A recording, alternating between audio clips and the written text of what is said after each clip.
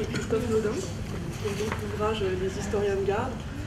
Et on a décidé de monter un débat autour de ça, comment l'histoire est vue dans les médias et comment elle se l'approprie. Donc merci. Merci pour l'invitation.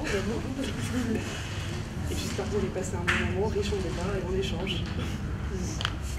Voilà, je vais faire une petite introduction sur ce livre avant de passer la parole à nos deux invités. Et je les excuse d'avance parce que il y en a un qui a très mal aux dents et l'autre qui a aussi un deuil à travailler. Donc, mais néanmoins, les historiens de garde, c'est leur bébé, c'est leur livre qu'ils ont écrit l'année dernière déjà. Et ce livre a un sous-titre qui est de Laurent Deutsch à Patrick Buisson, La résurgence du roman national. Je vais commencer par expliquer quand même ce que veut dire historien de garde, parce que c'est un terme, bon, c'est pas familier à tout le monde, c'est un terme qui revient à un grand écrivain suisse, Paul Nizon, qui a écrit Les chiens de garde en 1932, si mes souvenirs sont bons, et c'était pour dénoncer un peu les philosophes idéalistes, trop idéalistes d'après lui, de son époque, parce que c'était quand même la montée de la Deuxième Guerre mondiale, et eux, ils étaient complètement déconnectés du réel. Et puis il y a eu les nouveaux chiens de garde, ça c'est plus près de chez nous, c'est-à-dire il y a 4 ou 5 années que Serge Alimi, un journaliste du Monde diplomatique, qui a écrit Les nouveaux chiens de garde pour dénoncer cette connivence entre les journalistes, certains journalistes, pas tous quand même, et les politiques, le monde politique. Et c'est devenu un film, je ne sais pas si quelqu'un entre vous l'a vu, Les nouveaux chiens de garde. Et voilà, et donc Aurore Chéry, Christophe Naudin et William Blanc ont écrit ce livre justement pour aussi dénoncer cette collision entre les journalistes de la télé et certains directeurs de chaînes télévisuelles et pour dénoncer surtout la résurgence de ce roman national, parce que certains de ces journalistes, et pour ne pas le nommer, Laurent Deutsch, dont le livre Métronome se vend à 2 millions et plus d'exemplaires, et qui a donné lieu à une super production télévisuelle, voilà, ils prennent des libertés avec l'histoire. Des libertés et ils commettent des erreurs factuelles. Donc le livre est assez gros parce qu'il dénonce justement des erreurs très précises.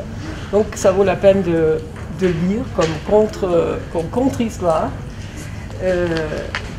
Alors tout le monde ne sait pas non plus pourquoi je parle du monde politique, parce que Patrick Buisson, par exemple, est un journaliste. Tout le monde ne le sait pas, il vient de Minute. Minute est un journal de l'extrême droite. Et il était le sorcier, je veux dire, c'est son droit, hein, et il était le conseiller politique de Nicolas Sarkozy. L'extrême droite, c'est déjà plus touchy, hein, c'est déjà plus problématique. Et puis, bon, Stéphane Bern, ils épinglent aussi Stéphane Bern, parce que pour lui, l'histoire, c'est plus popularisé, l'histoire passe par des histoires de coucherie, par des histoires plus superficielles. Il veut populariser l'histoire à tout prix, quoi. Et puis l'autre qu'ils épinglent, c'est et Éric Zemmour, bien sûr. Alors il vient de sortir un livre, et on sait qu'il est réactionnaire. Hein. Donc c'est cette vision de l'histoire qui est dénoncée parce qu'elle a beaucoup de succès. Alors il y a une mise en garde à faire, effectivement, je suis d'accord. Et voilà, c'est pour ça qu'ils sont là, pour vous en parler de cette mise en garde, et je leur passe la parole. Je ne sais pas qui veut commencer. Oui, alors je vais peut-être commencer déjà par dire qu'on est dans une bibliothèque et c'est très bien. Je vous encourage à emprunter ce livre dans les bibliothèques. Parce que de toute façon, vous aurez du mal à le trouver en librairie, puisque on a un éditeur qui n'était pas très honnête, qui a fait faillite, il nous a caché pas mal de choses, donc on a beaucoup de mal à le trouver maintenant. Et pour ça, heureusement, les bibliothèques ont beaucoup acheté le livre et il reste présent, il reste accessible au public et c'est tant mieux. Après... Excusez-moi, donc si on le commande en librairie, on le trouve pas? Alors dans certaines librairies, celles qui avaient un stock qu'elles ont gardé, elles vont peut-être l'avoir, mais c'est pas garanti que vous le trouverez dans toutes les librairies. Voilà, donc malheureusement. La médiathèque, la bibliothèque. Oui, c'est ça, oui, c'est vrai que... Oui, bonne idée. Sinon, bah oui, alors merci pour cette introduction. C'est vrai que la façon dont on a parlé nous dans les médias, bon maintenant ça remonte un peu, hein, parce que le livre est sorti il y a un petit moment maintenant. Ça va faire 2 ans. Oui, voilà, presque, ouais, c'est bientôt 2 ans. C'était un peu réduit à oh là là, ils sont contre Laurent Deutsch enfin on a envie de sortir un peu de ça, hein. L'objectif c'est pas de se dire oh là là Laurent Deutsch c'est un gros méchant et on veut l'attaquer. Ça va au-delà de ça, hein. Le propos il se réduit pas à ça, on l'a pris comme exemple, mais vraiment c'est pas juste on est jaloux de Laurent Deutsch et on veut lui envoyer des tomates. Le problème, c'est que, en fait, comme le rappelait Brigitte, dans les médias, souvent, de plus en plus, hein, l'histoire marche bien. Hein. Il y a eu les émissions de cuisine, de plus en plus, maintenant, on a les émissions d'histoire. Et c'est une vague comme ça où on présente toujours le même type d'histoire en disant l'histoire c'est ça, et nous, on a un point de vue neutre, et tout ce qui sort de cette histoire-là, c'est l'histoire qui n'est pas neutre. Mais cette histoire qui est présentée à la télévision, elle ne vous présente à chaque fois que les grands hommes. Souvent, elle est à la gloire de la France, voilà, qui, quand la France dominait le monde, ce genre de choses, et il faudrait regretter le temps de Napoléon ou je ne sais quoi, il y aurait un déclin actuel qu'il faudrait regretter. Et aussi, souvent, on voit que ce discours est très lié également à des discours d'extrême droite. Pour Laurent Deutsch, c'est quelqu'un qui est proche, encore dans ses dernières déclarations, hein, en disant qu'il faudrait dernièrement un délit de blasphème, etc. C'est quelqu'un qui est très proche de l'Action française. Donc l'Action française, c'est un mouvement royaliste qui était né dans l'entre-deux-guerres et qui était nationaliste et antisémite, qui s'est un peu perdu après la Seconde Guerre mondiale, étant donné ce qui s'est passé à ce moment-là et la prise de conscience, mais qui est en train de revenir hein, depuis un peu en force depuis le début des années 2000. Et c'est quand même quelqu'un qui, sous son air sympathique, se rattache à ces gens-là et retranscrit vraiment leur mot d'ordre quand ils passent dans les médias. Il se sent investi d'une mission, d'un message qui est ce message-là dans les médias. Et on a trouvé que c'était souvent le cas pour d'autres. C'est également quelqu'un qui a travaillé avec Patrick Buisson, donc le conseiller de Nicolas Sarkozy qui vient de l'extrême droite, pour un documentaire sur Louis-Ferdinand Céline. Et des Céliniens, il y en a beaucoup. C'est un auteur majeur de la littérature française, c'est normal qu'on parle de Céline, c'est normal qu'on le lise. À part que là, c'était un documentaire qui se donnait pour objectif de réhabiliter Céline. On occultait totalement le fait qu'il était... Alors on disait une fois qu'il était antisémite, on ne parlait pas du tout de ce qu'il avait fait pendant la guerre, quand il était parti à Sigmaringen avec... l'ancien gouvernement de Vichy, tout ça, c'était absolument occulté. On faisait de Céline un médecin au grand cœur qui aidait les pauvres même quand ils ne payaient pas, et c'était vraiment réduit à ça. Le propos politique et ce qui pouvait être gênant chez Céline était totalement gommé. Alors Patrick Buisson, quand il a vu Laurent Deutsch, il s'est dit voilà, c'est la personne idéale parce que avec son petit air sympathique, les gens l'aiment bien, il va pouvoir faire passer mon discours d'une manière inodore et incolore, et ce sera parfait. Et donc, c'est pour ça qu'on a trouvé que c'était important de faire ce livre. Oui, alors pour continuer dans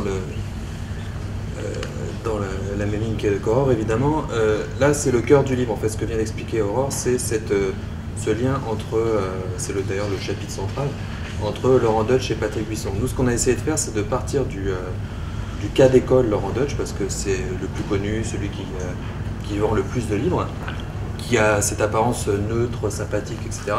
On a un peu déconstruit ses méthodes, sa vision de l'histoire, et on s'est dit effectivement ça ne servait à rien de s'arrêter à Laurent Deutsch et de faire même un contre-métronome, de relever les erreurs, c'était pas intéressant. Et montrer la filiation avec d'autres publicistes, comme dit Nicolas Offenstadt qui nous a préfacé. Donc aujourd'hui, Franck Ferrand, Stéphane Bern, on parle un peu d'Éric Zemmour, on parle aussi un petit peu de Michel Onfray, mais aussi surtout de revenir aux origines de ce type d'histoire. Et donc on a un petit peu parlé avec l'Action française. On a toute une partie qui parle de cette histoire depuis les années 20-30 avec quelqu'un comme Jacques Bainville, qui est en gros aux origines de cette histoire nationaliste, royaliste, et pour une partie antisémite. Donc on a montré cette filiation. Évidemment, il y a différents degrés à l'intérieur de radicalité, on va dire. Un Laurent Deutsch ne va pas être aussi radical qu'un Jean Sévilla, et un Stéphane Bern aussi, et ça va être peut-être le plus sympathique, entre guillemets, mais il y a quand même des collusions entre eux. D'ailleurs, quand Laurent Deutsch a eu quelques soucis de polémique, chacun, Franck Ferrand l'invitait à son émission, Stéphane Bern l'invitait, s'invitent les uns les autres. Alors ils font, voilà, c'est exactement ça. Donc on a voulu montrer ça, on a voulu montrer les méthodes, on a voulu montrer les sujets de prédilection, en particulier la Révolution française. Ils se retrouvent tous sur un rejet de la Révolution française et sur par exemple des thèses d'extrême droite, comme le génocide vendéen. Laurent Deutsch par exemple soutient ouvertement la théorie du génocide vendéen, qu'il y aurait eu, donc, pour faire vite, un génocide organisé par les révolutionnaires, et Robespierre en particulier, un génocide des Vendéens pendant la Révolution. Donc ça, c'est une thèse d'extrême droite. Alors peut-être expliquer pourquoi, parce que en fait, les historiens ne disent pas qu'il ne s'est rien passé en Vendée pendant la Révolution. C'était violent, c'était une guerre, il y a eu des massacres. Mais le terme génocide en lui-même est éminemment politique, parce que ce que veut faire l'extrême droite, en fait, c'est de dire, voilà, on n'utilise génocide que dans un cas, c'est-à-dire quand on parle du génocide des Juifs, pourquoi on n'en parlerait pas en Vendée? On veut occulter des choses, la Révolution en fait, est l'équivalent du régime nazi. Et c'est pour ça que c'est problématique. Enfin, c'est l'utilisation de ce terme-là. C'est le terme lui-même, parce qu'effectivement, les historiens de la Révolution française ne nient pas les massacres, il y a eu des massacres, mais c'est le terme effectivement de cette volonté réfléchie, organisée d'exterminer un peuple pour ce qu'il est, ce sera les Vendéens. Voilà. Donc ça, c'est un exemple. Mais Laurent Deutsch et aussi Franck Ferrand, dans une émission justement sur le génocide vendéen, vraiment ont un discours, on va dire, contre-révolutionnaire. Donc on a voulu montrer ça. Et aussi, une des choses qui les réunit, c'est le rejet de l'histoire scolaire. Ce qu'ils appellent l'histoire scolaire ou l'histoire enseignée à l'école. Donc le grand discours, c'est de dire on n'apprend plus l'histoire au collège, au lycée, on oublie la chronologie, on ne parle plus des grands hommes. Donc vous avez quelqu'un aussi comme Dimitri Casali, qui est dans ce discours, je ne sais pas si vous connaissez, qui sort un livre un ou deux livres par an, où il nous explique que les programmes scolaires détruisent l'identité française. Donc ils mentent aussi beaucoup ils mentent tous sur les programmes scolaires, sur leur contenu. Et surtout, ils défendent une histoire qui serait justement ce roman national. Oui. Voilà. En disant qu'on parle du Monomotapa, qui est un ancien royaume africain, mais que pour parler du Monomotapa, on aurait enlevé Louis XIV et Napoléon des programmes, ce qui est totalement faux. Donc, mais il axe son discours sur des faits comme ça qui sont susceptibles d'heurter les gens. Alors le Monomotapa ou l'Empire du Mali, c'est 3 heures sur toute l'année en 5e. La Chine des Han, c'est 3 heures, pareil, ou même 2 heures si on se débrouille bien, sur l'année 6e, donc c'est pas ça qui... Mais même au-delà de ces thèmes-là, ce que des gens comme Dimitri Casali, Laurent Deutsch, Franck Ferrand, Stéphane Bern aussi, veulent défendre, c'est une histoire qu'on doit enseigner qui serait vraiment, oui, c'est un roman national, c'est une histoire fantasmée, une espèce de grande épopée française, avec des grands hommes, des grands événements, plutôt positifs, avec quelques pages sombres parce qu'il faut un petit peu en parler.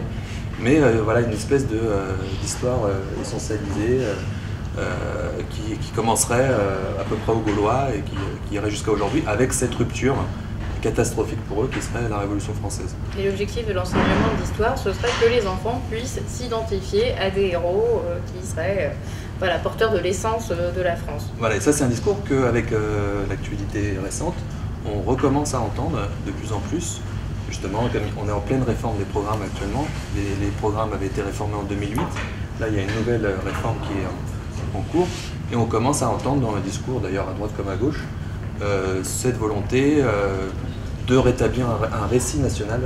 On entend Najat Vallaud-Belkacem par exemple, le terme de récit national, pas de roman national, mais au bout du compte c'est un petit peu la même chose.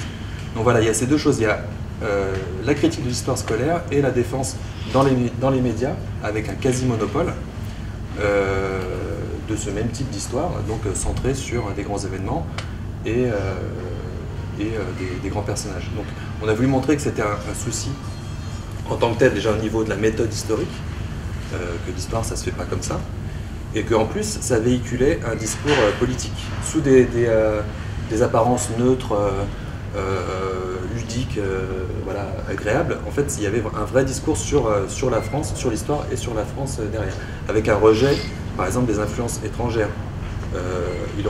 Ces gens-là rejettent ce qu'on appelle l'histoire globale, l'histoire mondiale, et une espèce de mélange des différentes histoires. Il faut vraiment il faudrait selon eux centrer l'histoire sur la nation française, et une France qui aurait toujours existé. En fait, c'est Max Gallo qui dit que la France en gros a toujours existé, et que c'est la terre France, l'hexagone France qui a changé les peuples qui s'y installaient. D'ailleurs Max Gallo, c'est un de nos regrets dans le livre.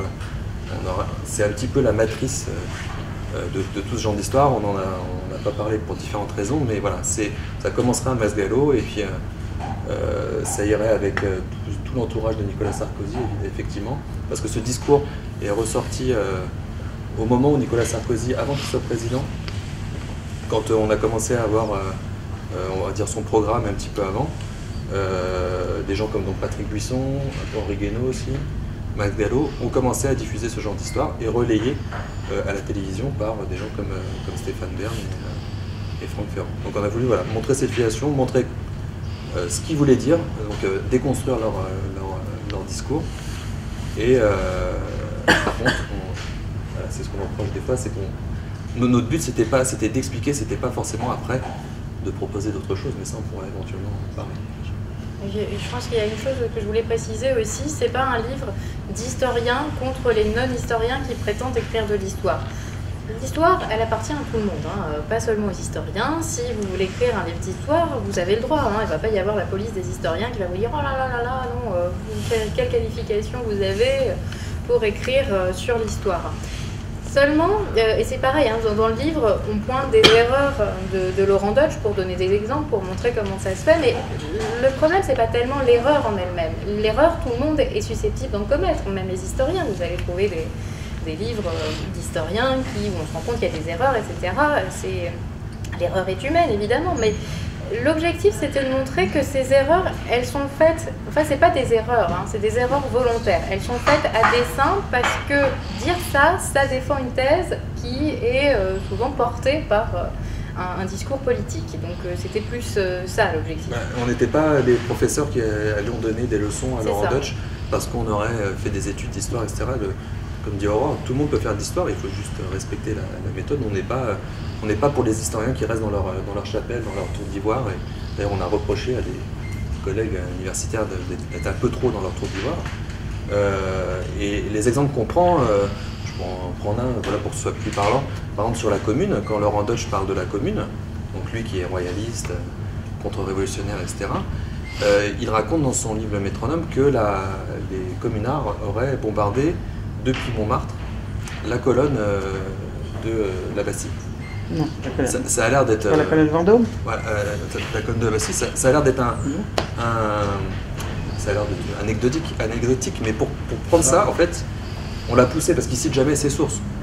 On a dit aussi, on ne demandait pas à ce qu'il fasse des notes de bas de page, une bibliographie de 30 pages à la fin de son ouvrage, mais qu'il cite un petit peu ses sources. Et il a fini par citer ses sources, et il n'avait choisi que des sources versaillaises, c'est-à-dire contre communards. Mais en plus, on allait voir ses sources. En plus, les sources qu'il disait avoir citées racontaient l'inverse de ce qu'il racontait. Et donc, à force de le pousser dans ses retranchements, il a fini par dire, en gros, les sources, on en fait un peu ce qu'on veut parce que c'est subjectif. On leur fait dire ce qu'on veut. Et on les choisit même selon notre propre chapelle. Il appelle ça sa chapelle. Voilà, donc en gros, ça veut dire au bout du compte qu'on peut dire n'importe quoi. C'est même plus une question d'interprétation, c'est on peut dire n'importe quoi. Et évidemment, au bout du compte, ce qu'il voulait montrer, c'était que les communards étaient des sauvages, des barbares, etc. Il prête aussi des intentions révolutionnaires d'avoir sciemment mis du salpêtre dans les églises pour les faire pourrir de l'intérieur. Évidemment, c'est symbolique, mais il ne s'appuie sur rien là-dessus. Il ne s'appuie pas sur un texte de révolutionnaire, des choses comme ça. Pour dire ça, il leur fait dire ça. Et c'est par hasard non plus, c'est pour évidemment montrer que les révolutionnaires voulaient tout détruire, ce qui est un petit peu plus complexe que ça. Voilà, c'est des petites choses comme ça qu'on a relevées. Voilà, c'était pas juste pour dire il s'est trompé dans une date ou dans ça, ça nous intéresse pas, c'est pas le problème. Alors, si vous avez des objections, des commentaires à faire, hein, n'hésitez pas. Sinon, moi oui, cette deuxième partie éventuellement, si vous voulez en parler. Selon vous, qu'est-ce que serait une histoire socialement utile, on pourrait dire, ou quelque chose qui est populaire, mais dans le bon sens du terme? Je crois que actuellement, la question qui se pose beaucoup, justement, c'est en partie l'histoire de l'immigration. La France est un pays d'immigration depuis longtemps, mais en fait c'est quelque chose qui embête ces gens-là aussi, parce qu'ils pensent que si on parle du monomotapa par exemple, c'est parce qu'on voudrait faire plaisir à des espèces de lobbies qui défendraient les descendants de migrants qui sont dans les écoles aujourd'hui, alors que pas du tout. Bon, alors déjà, je mélange un peu si vous voulez, parce que bon, d'une part il y a l'histoire de l'immigration, et d'autre part, il y a l'histoire globale. L'histoire globale, c'est montrer que finalement, l'histoire d'un pays, elle ne dépend pas que de ce qui se passe dans ce pays-là. Elle est forcément connectée à tout ce qui se passe autour, parce qu'il y avait les explorateurs, il y avait etc. Enfin, un pays ne vit jamais en autarcie, même il y a 5 siècles, même il y a 3 siècles. Voilà, de toute façon, c'est de l'histoire humaine, il y a toujours des interactions. À partir du moment où il y a du commerce, il y a des liens. Et donc ça, c'est pour un point l'histoire globale. Après, pour l'histoire de l'immigration, je pense que c'est quelque chose qui est important aussi. D'ailleurs, en fait, Dimitri Casali, d'abord, avait commencé à faire un livre sur l'histoire de l'immigration en parlant de ces... je ne sais plus quel était le titre du livre, mais c'était ces immigrés qui ont fait la France, enfin, quelque chose comme ça. Et en gros, c'était en même temps le propos un peu derrière, qui était moins net qu'aujourd'hui, c'était que voilà, il y aurait des bons immigrés et des mauvais immigrés. Les bons immigrés, ce seraient ceux qui seraient devenus célèbres et qui seraient, dans une certaine mesure, devenus des grands hommes que la France était digne de s'approprier. On ne garderait que cela. Le fait est que l'histoire de l'immigration en France, elle remonte pour beaucoup, on arrive à bien l'identifier, même si ça se passait avant déjà aussi, à partir de la première moitié du 19e siècle. À ce moment-là, on a les Polonais qui vont venir. Ensuite, on va avoir les Italiens et on va avoir des tas de vagues d'immigration en France comme ça qui sont tout à fait comme... Enfin, aux États-Unis, par exemple, l'histoire de l'immigration fait partie de l'histoire du pays. En France, on a un peu une difficulté avec ça parce que c'est vrai que ce qu'on constate en histoire de l'immigration, c'est qu'à chaque fois qu'il y a une nouvelle vague qui vient, en général, on considère... Enfin, les préjugés qu'on peut lire dans les journaux à l'époque, c'est de dire que les derniers qui arrivent ne sont pas du tout assimilables, c'est pas comme ceux qui étaient là avant. Les Italiens, on a dit oui, mais voilà, mais eux ils viennent avec leur curé, ils peuvent pas comprendre l'essence d'un pays laïque comme la France, donc ils pourront jamais s'intégrer. À chaque fois que vous avez des nouveaux qui arrivent, on dit ceux-là ils peuvent pas s'intégrer parce qu'il y a une raison qui va faire que. Ça, c'est de l'histoire, finalement. Ça fait partie de l'histoire. Le fait que ce discours-là soit tenu à chaque fois, on va le retrouver constamment. Si vous prenez justement des textes sur les Italiens du début du XXe siècle, vous changez un mot aujourd'hui, vous remplacez italien par aujourd'hui, les gens en plus, il y a des amalgames entre religions de plus en plus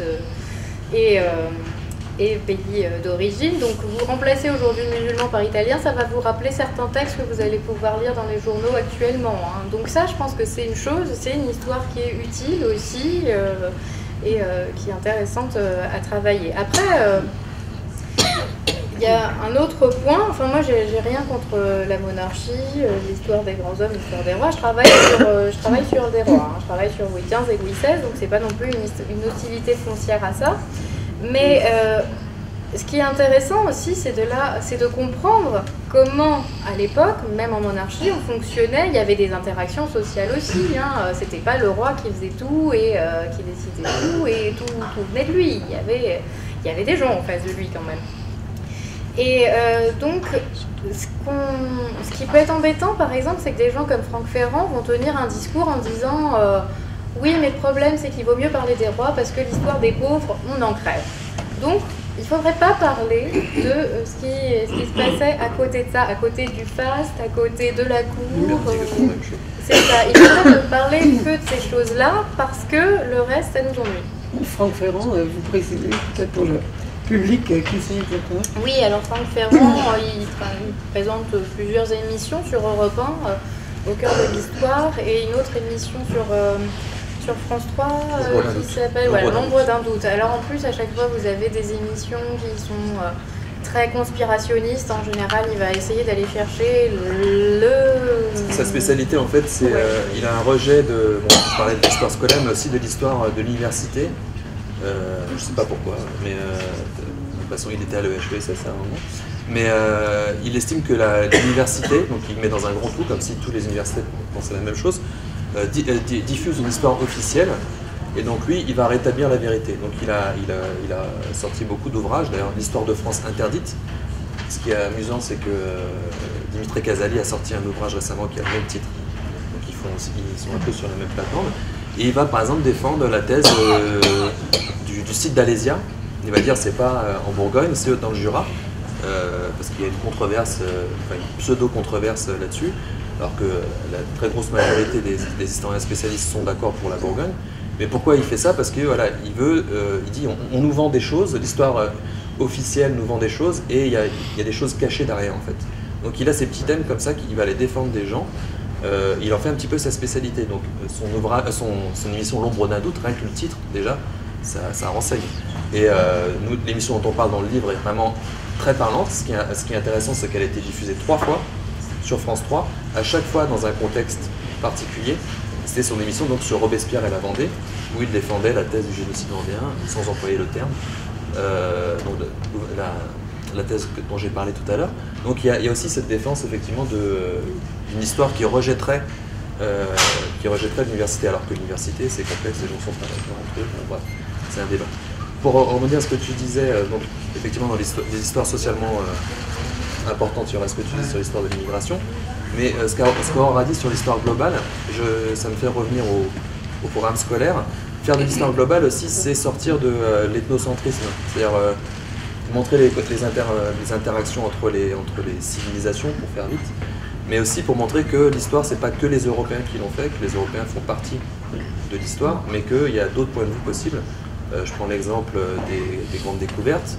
Vous avez une histoire qui se développe depuis plusieurs années déjà, où plutôt que de partir des histoires dont on a l'habitude, les grandes épopées de Christophe Colomb, Vasco de Gama, etc., qui vont découvrir un peu des peuples un peu exotiques, sauvages, etc., vous avez des historiens français, anglo-saxons ou indiens, comme Sanjay Subrahmanyam, qui étudient le point de vue inverse. C'est-à-dire que, par exemple, Sanjay Subrahmanyam, il a fait une biographie de Vasco de Gama, il est indien d'origine. Il a montré comment les Indiens ont vu arriver Vasco de Gama. Et là, on se rend compte que tout change en fait. C'est-à-dire que en fait, c'est plutôt les Européens, les sauvages en fait. Donc ça, c'est intéressant à voir. Et c'est ça que les programmes scolaires essayent petit à petit, c'est quand même encore très timide, de montrer quand on étudie l'Empire du Mali, c'est effectivement pas pour faire plaisir aux petits élèves maliens d'origine malienne ou supposés d'origine malienne qu'on aurait dans nos cours. C'est pour montrer non, que l'Empire du Mali au Moyen-Âge, c'était très développé, il y avait de l'or, il y avait des grandes caravanes qui traversaient le nord de l'Afrique, allaient juste à Bagdad, etc. Et qu'en même temps, au XVe siècle, c'était développé, et que alors qu'en Europe, on était en train de 100 ans, et c'est ça. Voilà, qu'il se passe des choses partout dans le monde, pas seulement en Europe. C'est vraiment pour ouvrir le regard, et donc commencer à l'école pour ouvrir le regard des élèves, leur montrer qu'il n'y a pas que l'histoire de l'Europe ou que l'histoire de France. Ça ne veut pas dire qu'on ne veut pas faire d'histoire de France, mais il faut faire une histoire de France, mais qui soit pas enfermé dans l'Hexagone, dans une espèce de fantasme d'histoire de roman national. Donc je pense que c'est les deux types d'histoires qui pourraient être intéressants, qui ne sont pas forcément développés aujourd'hui, ce serait l'histoire de l'immigration et l'histoire globale, pour faire vite, ou l'histoire connectée. La grande question est quand même comment lutter, entre guillemets, contre les stars de la média, des médias. Hein. Ça, par exemple, est-ce que vous vous faites encore inviter à des plateaux télévisuels ou... Alors déjà, j'étais plus confronté directement, mais à l'époque, quand on a sorti notre livre, il y a eu une polémique. Aurore en a un petit peu, il a fait allusion au début quand elle a dit qu'on nous avait un peu réduit à des opposants politiques de Laurent Deutsch, etc. On est vite tombé dans ce piège. On nous a mis vite là-dedans et ça a été assez difficile d'en sortir. Et en plus, quand les rares invitations qu'on a eues dans les médias, c'était toujours complètement déséquilibré. Un exemple, sur Canal+, dans l'émission Le Supplément, Aurore et William avaient fait un entretien avec un journaliste. Ils ont eu 2 minutes à l'antenne, enregistrées, montées, etc., à la façon du journaliste. Laurent Deutsch ne devait pas être présent, ne devait pas répondre, et le jour de l'émission, on s'est rendu compte que Laurent Deutsch était en plateau, en direct, et qu'il avait le triple de temps pour répondre à sa façon à ce qu'avaient dit Aurore et William. C'est un exemple parmi d'autres. On a eu une autre fois aussi sur France 5, 22 secondes et 20 minutes de Franck Ferrand et de Stéphane Bern qui répondent. Donc voilà, c'est complètement déséquilibré. Mais on a essaimé un petit peu par internet, quand même pas mal de journalistes ont lu notre livre, et on sait qu'il y a eu, même si on n'est pas passé dans les grands médias, il y a eu quand même quelque chose qui s'est passé. Nicolas Offenstadt qui a fait notre préface, donc qui est un historien de Paris 1, qui est spécialiste de la Première Guerre mondiale et du Moyen-Âge, de l'historiographie, qui a écrit un livre qui nous a inspiré en partie il y a quelques années, qui s'appelle l'Histoire building, qui parlait de l'histoire sous Sarkozy, a sorti un livre récemment qui s'appelle L'histoire à combat au présent, qui serait un petit peu, on va dire, la suite, pour faire simple, de notre livre, où il donne beaucoup de solutions, il parle de beaucoup de choses, et il parle de cette histoire des médias, de comment les médias réagissent, et comment on peut en fait contourner les grands médias pour quand même diffuser ce qu'on a à diffuser par d'autres biais, et que ça peut avoir un certain impact. Des petits détails qui ont l'air anodins, mais pour moi c'est important, je sais pas si c'est d'accord, mais voir que Laurent Deutsch par exemple a sa marionnette au Guignol maintenant, c'est pas totalement un hasard. Voilà, c'est des petites choses comme ça. Mais c'est difficile de lutter de toute façon, oui. Après, en même temps, Nicolas Offenstadt, c'est aussi quelqu'un qui s'exprime beaucoup dans les voilà, et lui, c'est vrai qu'il arrive quand même à... Mais c'est une question qui se pose à l'historien. Hein. À chaque fois, c'est faut-il y aller ou ne faut-il pas y aller? Moi, je pense que globalement, il faut y aller, enfin, en sachant où on va, en fait. Si vraiment on sent que le terrain est trop miné, il faut comprendre comment fonctionnent les médias aussi. Si on sent que le terrain est trop miné, il vaut mieux faire attention et ne pas y aller. Parce que ce qui se passe notamment, enfin là, justement j'ai été en contact avec l'émission de Stéphane Bern. Vous avez un rédacteur en chef qui vous appelle, qui a déjà écrit sa trame, hein, et vous n'avez aucun historien qui travaille sur, en fait, quasiment toutes les émissions, sauf celle d'Arte, vous n'avez pas d'historiens qui sont payés par la production pour travailler dessus, ou vous n'avez que des stagiaires. Mais c'est pas l'objectif, quoi. L'objectif, c'est de pondre une émission, on écrit une trame et on fait rentrer les choses dedans. Donc moi, on m'a appelé, on m'a dit oui, alors bon, c'est bien que vous avez un discours un peu différent sur Louis XVI, je cherche quelqu'un qui aurait un propos différent de Jean-Christian Petit-Fils. Je pensais à Jean-Luc Mélenchon. Donc en gros, c'est ça. Je ne sais pas comment on peut faire le rapprochement entre Jean-Christian Petit-Fils et Jean-Luc Mélenchon. Le discours opposé à Petit-Fils, ce serait Jean-Luc Mélenchon. Qu'est-ce que Jean-Luc Mélenchon connaît à Louis XVI? Probablement pas grand-chose, à part les grandes lignes. Donc forcément, là vous dites, je vais y aller parce que sinon, si c'est pas moi qui parle, ça va être le discours de Jean-Luc Mélenchon, donc pas du tout un discours d'historien. Et donc le public va nécessairement penser que le seul historien qui va parler de Louis XVI et le seul point de vue valable, c'est Jean-Chrétien Petit-Fils. Donc oui, c'est les historiens avec lesquels on a parlé, Jean-Pierre Martin par exemple, sur l'émission Robespierre à la Vendée, il y a Jean-Pierre Martin qui est parti, donc qui est l'ancien directeur de l'Institut d'Histoire de la Révolution française, donc un des spécialistes français de la Révolution. Il a été appelé pour cette émission et la façon avec laquelle ses interventions sont montées, on a l'impression à la fin qu'il cautionne la thèse de l'émission. Alors qu'il est complètement à l'opposé de la thèse. Il explique, lui, qu'il y a eu des massacres, mais qu'il n'y a pas eu de génocide. Il explique vraiment pourquoi. Il a répondu des dizaines de fois dans des articles, des ouvrages et tout. Et à la fin de l'émission, il est monté d'une façon qu'on a l'impression que voilà, c'est une caution scientifique à ça. Donc c'est très difficile, les émissions en direct. Il y en a pas très peu. Bah si, justement. Si on peut revenir sur la radio. Non, mais même un exemple très récent. Est-ce que l'historien doit intervenir dans les émissions d'actualité aussi? Je ne sais pas si vous avez vu cette émission, c'était la semaine dernière, des paroles et des actes. Oui, voilà. La deuxième partie. Voilà, sur l'histoire scolaire, il y avait une historienne, Laurence Decoq, dont on est proche, qui intervenait. Là aussi, c'est quelqu'un qui se pose toujours la question de savoir si elle doit y aller ou pas. Là, le fait que, pour le coup, c'était en direct, justement, ça peut être un avantage aussi, parce que pour le coup, vous avez, bon, même si on va peut-être pas nécessairement vous donner la parole, vous savez que vous n'allez pas être coupé au montage et vous pouvez plus facilement vous exprimer. Et pour le coup, Laurence a pu parler, a pu s'exprimer, a pu faire valoir son point de vue. Donc à chaque fois, ça pose des questions. Et puis souvent aussi, maintenant, on a tendance à aller chercher les productions, quand elles invitent Laurent Deutsch, par exemple, ont tendance à vouloir aller chercher des jeunes historiens qui ne sont pas du tout passés dans les médias encore en se disant, bon, bah, ce sera plus simple. Et là, il y avait une émission où il avait été invité avec Alessandra Sublet. On était allé enregistrer deux jeunes historiens. C'était leur premier passage dans les médias. Ils étaient très stressés. Ça a donné une séquence de 30 secondes où on a gardé que des choses anecdotiques. C'est ça, parce que quand vous enregistrez une séquence très brève, il faut savoir que vous devez vraiment vous concentrer sur ce que vous avez à dire, ne pas dévier du tout, parce que sinon, on va ne garder que le truc où vous avez dévié, si vraiment on veut mettre en valeur Laurent Deutsch. Et c'est exactement ce qui est arrivé à cette émission.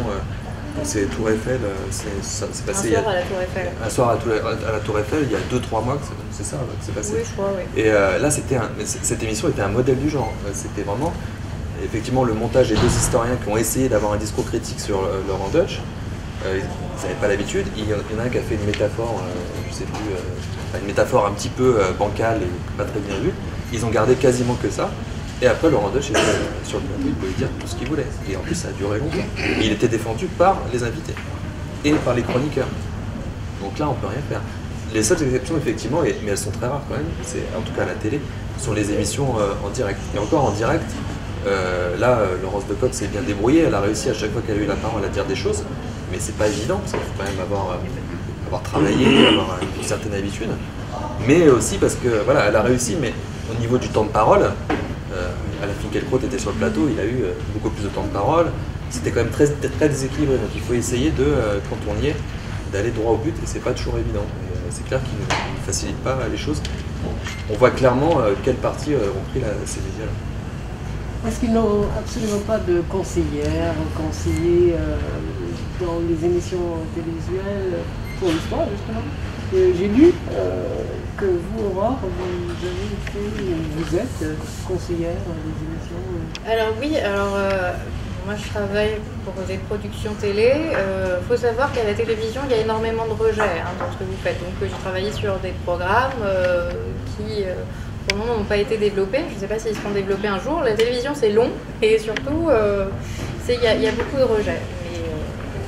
Le problème, c'est que, oui, comme je le disais tout à l'heure, il n'y a plus que des productions qui travaillent pour Arte qui vont faire appel à des historiens. C'est ça. Pour les autres, c'est une dépense inutile. Et puis, effectivement, il n'y a pas de critique. Comme tu disais, il y a des stagiaires. Après, ils invitent des historiens. Par exemple, Stéphane Bern, Jean-Christian Petit-Fils, vous pouvez être sûr qu'il sera là à 2 émissions sur 3. Même dans des émissions qui ne sont pas forcément sa spécialité. Donc, ils vont inviter toujours les mêmes historiens. Et des fois, ils vont en inviter un petit peu iconoclaste. mais il va être monté d'une certaine façon. Et ça va très loin parce que même, par exemple, Stéphane Bern, il fait une sorte de publicité pour des châteaux, des choses comme ça, qui peut... J'avais discuté par exemple avec la conservatrice au château de Blois. Elle est contente que Stéphane Bern vienne parce que des gens comme ça, ils ont envie de venir au château de Blois. Mais elle lui a quand même dit un jour, mais tu sais ce que tu as dit là sur Anne de Bretagne, c'était en gros n'importe quoi. Mais il dit oui, mais bon, je romance un peu, c'est pas grave. Ça c'était off, c'était pas... C'était off, oui, bien sûr. Mais elle lui a dit, bon, je suis contente, t'amènes du monde, mais en même temps, essaye de pas dire n'importe quoi sur l'histoire. Donc c'est un petit peu genre. En même temps, il faut savoir que souvent ces gens-là ont un certain mépris du public en fait. Ils estiment que il ne faut pas faire des choses trop compliquées pour les gens, que les gens ils pensent que aux histoires de coucherie, aux grandes épopées, et que quand on commence à devoir les faire réfléchir un petit peu, ils décrochent. Donc il faut plutôt leur vendre des choses assez faciles à oui, comprendre. ça c'est au niveau de la production. La production, voilà.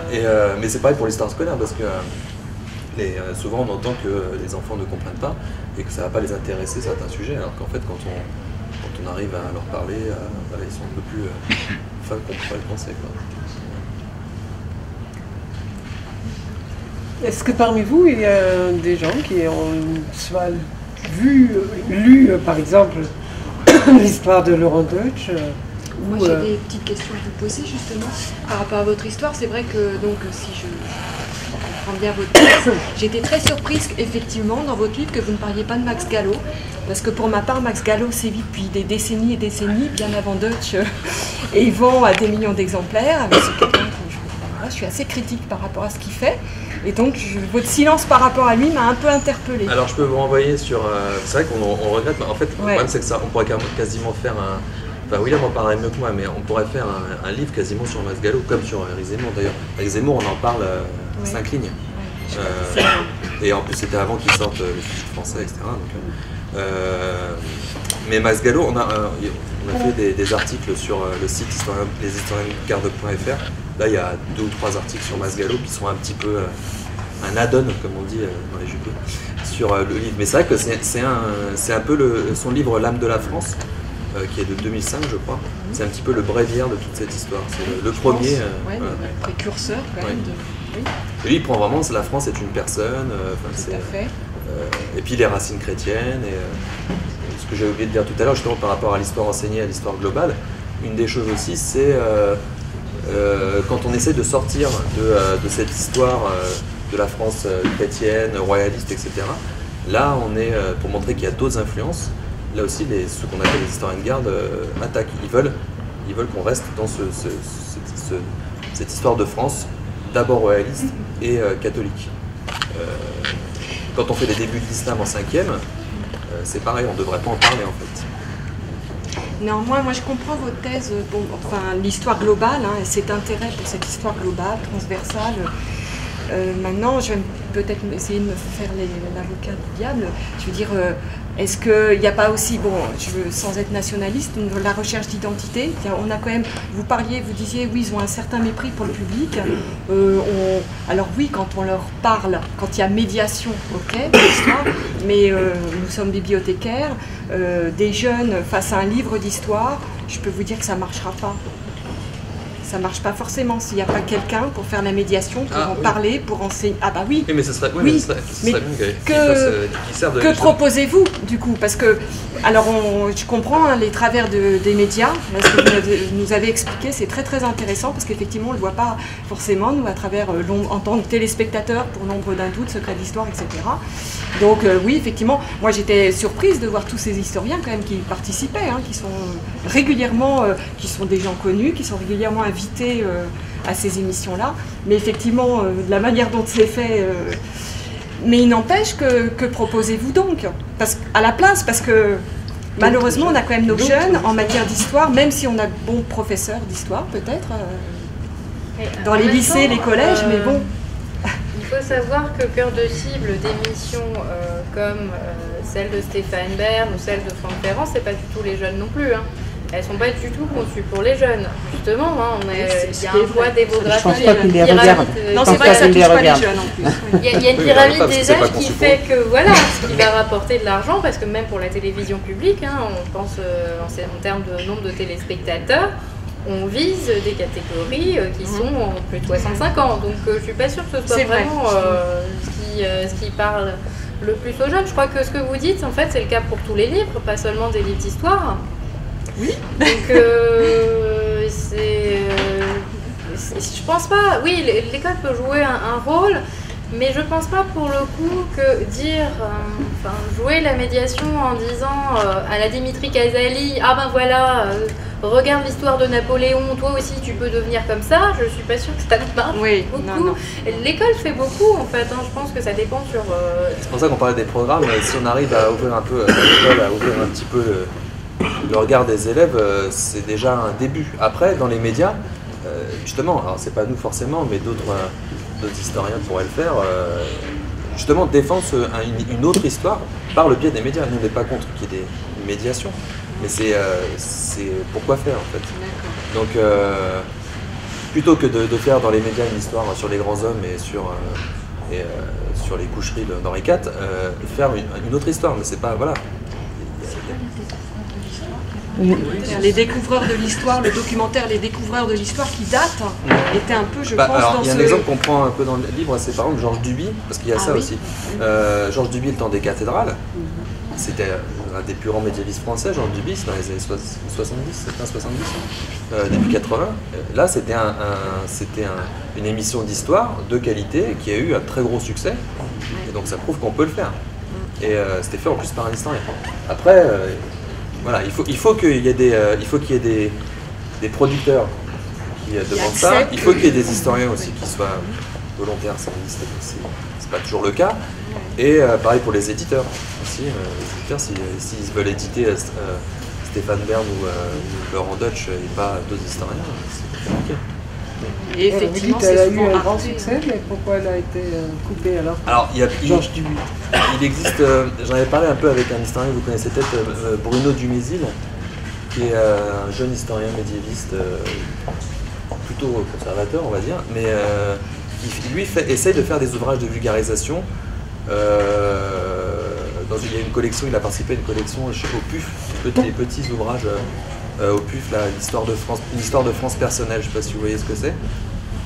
Et lui justement il disait que Georges Duby et un peu Le Goff ont tellement mangé l'espace qu'il y a eu il y a eu un trou après eux en fait, et qu'on n'a pas trouvé, on est d'accord ou pas avec lui, mais je pense qu'il a en partie raison, qu'on n'a pas trouvé d'autres historiens pour prendre leur succession. Mais je pense que même si on avait, si on leur donne pas la parole, ils n'auront pas quoi. Après il y a une spécificité aussi quand même française qui est probablement en train de changer, qui fait que la vulgarisation est difficile en France, c'est qu'il y a quand même une conception de l'universitaire très élitiste, qui fait que pendant longtemps quand même c'était très mal vu, et encore maintenant c'est un peu difficile d'aller dans les médias, se confondre avec le peuple. En gros, il y avait un peu ça quand même. Il faut il y a aussi un mea culpa du côté des historiens, et nous on a eu des soucis, on a eu des débats avec certains historiens qu'on connaît, parce que, bon, en gros, j'ai un historien qu'on connaît un petit peu de la Sorbonne, qui nous a dit, oui, bah, c'est bien, c'est à vous de le faire, parce que vous êtes un peu entre les deux. Nous, en fait, on va pas aller au front, quoi. C'est pas à nous de le faire, parce que ça risque d'être mal compris, ou parce qu'effectivement, c'est pas forcément bien vu dans un cursus universitaire de faire de la vulgarisation. Alors que la vulgarisation par des universitaires, certains le font, et ce serait une des solutions. Je parlais de la collection au PUF, là, vous avez Claude Gauvard dedans, qui est une grande médiéviste aussi, qui elle, depuis longtemps, fait des ouvrages de vulgarisation, même pour les enfants. Vous avez aussi une autre collection qui est sortie, mais qui est un petit peu chère, mais qui est une belle collection d'histoire chez Belin, Histoire de France chez Belin, voilà, qui est sortie en poche récemment. Donc il y a des choses quand même qui sont possibles. Et je crois que ce qui est assez intéressant à observer... C'est des historiens universitaires tous dedans. Hein. Et ce qui est assez intéressant à observer avec la télévision, par exemple, c'est que vous avez une décroissance du nombre d'universitaires dans l'émission selon la chaîne de télévision. Si vous prenez Stéphane Bern et Franck Ferrand, vous aviez, bon, maintenant quand même moins parce qu'ils se méfient, parce qu'ils ont eu une mauvaise expérience avec le montage, etc. Vous avez vu pas mal d'universitaires. Si vous regardez, je ne sais pas si vous avez l'occasion de voir ça, l'émission de Christine Bravo sur Chérie 25, on est sur la TNT, c'est une femme qui anime, c'est très girly, vous n'avez aucun universitaire. C'est pas qu'ils n'ont pas essayé d'en avoir, c'est que simplement l'universitaire considère que c'est en dessous de lui. Quand c'est de la grande télévision nationale, éventuellement on peut s'arranger, mais alors la TNT avec Christine Bravo, faudrait surtout pas. Alors que foncièrement dans la conception des émissions, hein, à part dans la forme qu'on leur donne, il n'y a pas énormément de différence entre Stéphane Bern et l'émission de Christine Bravo sur l'histoire. Donc oui, c'est un peu les deux. Il y a à la fois les diffuseurs, les éditeurs, les producteurs qui font pas forcément le pas pour défendre un autre type d'histoire, et aussi les historiens universitaires qui ne sont pas encore assez dans la vulgarisation, ça c'est sûr. Arte vous contacte ou pas? Parce que ça reste la seule en fait, chaîne qui... Arte lance assez régulièrement des appels d'offres auxquels les producteurs répondent. Et à ce moment-là, les producteurs, comme ils savent que c'est pour Arte, ils font appel à des historiens parce qu'ils ils pensent qu'ils vont pas, leur programme ne va pas être retenu s'ils proposent quelque chose où il n'y a pas d'historiens qui vont garantir la chose. Donc voilà, moi ça m'arrive d'être employé par des producteurs et ensuite l'appel d'offres est retenu ou pas. Mais là, ça fait 3 ans, par exemple, qu'ils cherchent à remplacer une émission comme Mystère d'Archives. Voilà, la télé, c'est le temps long. C'est vrai que la radio, pour ça, ça peut être intéressant parce que, comme une émission comme La Fabrique de l'Histoire sur France Culture, ça permet d'être plus en phase avec ce qui se passe dans l'actualité. Faire un documentaire à la radio, ça prend moins de temps aussi. Voilà, vous avez une idée, vous pouvez penser que 6 mois après, ce sera réalisé. À la télé, 5 ans après, éventuellement, peut-être que ça va émerger, mais on n'est pas du tout dans le même temps, en fait. Madame, vous voulez... Oui, excusez-moi. Je voulais vous demander si vous pensiez que le problème de ces débats qui sont passionnants, c'est qu'on sent que c'est quand même un débat droite-gauche aussi. Bien, ben oui, parce que, alors donc, je dis pas du tout ça pour minimiser ça, parce qu'il y a un petit moment que je m'interpelle beaucoup sur des historiens, entre guillemets pour moi, comme Max Gallo, comme Laurent Deutsch, qui n'est pas du tout... Il prétend pas qu'il est historien de toute façon. Mais il est très médiatisé par le fait qu'il soit acteur, etc. Et puis qu'il a été un peu grisé quand même, parce qu'il a été soutenu. Son bouquin s'est beaucoup vendu, etc. C'est surtout qu'il fasse un bouquin sur les noms des stations de métro. Au départ, c'était son idée, je crois. Cette curiosité-là, moi, tout enfant, dans le métro, je lisais tous les noms des stations. Je me demandais toujours ce que ça voulait dire et tout. Donc, c'est des démarches qui peuvent très bien se comprendre. Le problème, c'est qu'il y a beaucoup d'erreurs dans tout ce qu'il raconte, parce que ses sources sont... il les arrange à sa façon. C'est là où commence la falsification de l'histoire. Sur Saint-Denis, par exemple, c'est pas drôle, mais enfin, c'est quand même parlant. Quand tu racontes que Saint-Denis se balade avec sa tête sous le bras... C'est parlant, oui, mais enfin, c'est la légende, ça. C'est la légende. Mais lui, il en fait vraiment quelque chose... Bon, et puis la France, effectivement, telle qu'on l'idéalise aujourd'hui, et pourquoi pas, il faut aussi... le problème, on navigue entre ce qu'il faudrait qu'on garde de tout ça, et puis l'histoire elle-même qui, effectivement, au cours des temps, il y a eu des tas de... La France s'est pas faite du tout en une journée, et depuis les Gaulois, ils n'avaient pas du tout d'idée, d'abord, de ce que ça pouvait être. Alors, c'est vraiment un combat perdu d'avance, parce que les médias n'arrangent rien dans cette affaire.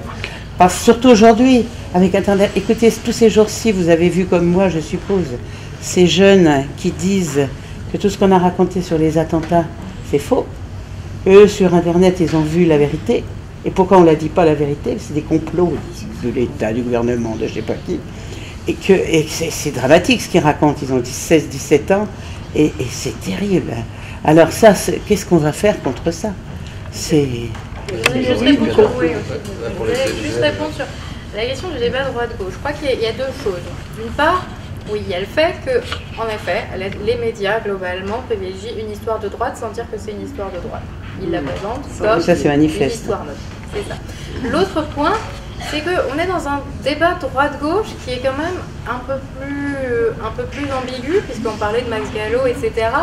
Et ça se joue plus sur un aspect patriotisme, parce que là on a un gouvernement de gauche, mais qui sert de plus en plus du patriotisme sur le récit national. Voilà, à la lavis, etc. Donc c'est au-delà, quelque part, là aussi, d'un débat droite-gauche. Il y a quelque chose d'un peu plus... Oui, mais il n'y a aucune raison que la droite s'approprie. Oui, la France, c'est l'histoire de France. L'histoire, en fait, l'histoire de Bainville, dont je parlais tout à l'heure, qui était un historien d'extrême droite des années 20-30, toute cette histoire type Action française qui est apparue entre les deux guerres, c'était aussi une réaction à l'histoire de la Troisième République, donc de la vie, l'histoire républicaine, pour faire simple. On va pas dire histoire de gauche, mais bon, pour faire très simple, ce serait ça. Aujourd'hui, je pense que c'est pas qu'un clivage droite-gauche à l'intérieur, on va dire, de la gauche. Nous, par exemple, on le dit à la fin du livre, pour combattre ce roman national de droite, on défend pas un roman national de gauche. Donc, oui, mais enfin, il faut aussi quand même inculquer des valeurs et des choses. Et c'est parce que l'histoire de la commune, c'est quelque chose de frappant. Parce que moi, je me souviens de ce que j'ai appris à l'école, de ce que j'ai enseigné moi plus tard. La commune dans les livres d'histoire, ça n'existait pas. C'était 2 lignes. Et je me demandais toujours pourquoi il se trouve que j'habitais le 20e et qu'il y a un square à côté du cimetière du Père-Lachaise où on allait se promener, jouer, etc. Et le mur des Fédérés, alors c'était toujours, mais qu'est-ce que c'est? Et c'est vrai que très très longtemps, ça n'a pas existé, l'histoire de la commune. Oui, mais, et encore aujourd'hui, ceux qui la brandissent, bon, Mélenchon, mais c'est exagéré aussi, alors donc... Les choix de programme sont très politiques, ça, que ce soit droite ou gauche, ça c'est sûr. Là, la commune aujourd'hui, elle est au programme de 4e, et c'est vrai que si on respecte le programme à la lettre, on en parle pendant 10 minutes, quoi. Donc après, c'est au professeur un petit peu de oui, non, mais c'est pour dire que c'est très difficile. Oui, c'est difficile, oui. Mais par contre, ce que vous disiez je voulais réagir sur les réactions des élèves, là. Moi, j'ai par exemple, pour ce qui s'est passé à Charlie Hebdo, j'en ai parlé avec mes 4e et mes 3e. Je ne l'ai pas fait le lendemain, parce que j'ai quand même compris ça. Je ne sais pas comment on pouvait faire ça à chaud. Déjà, le surlendemain, j'ai attendu pour qu'il y ait quand même encore. Je les avais prévenus la veille, j'aurais dit, voilà, vous avez fait des cours en 4e, par exemple, sur la liberté d'expression, l'éducation civique, ce genre de choses.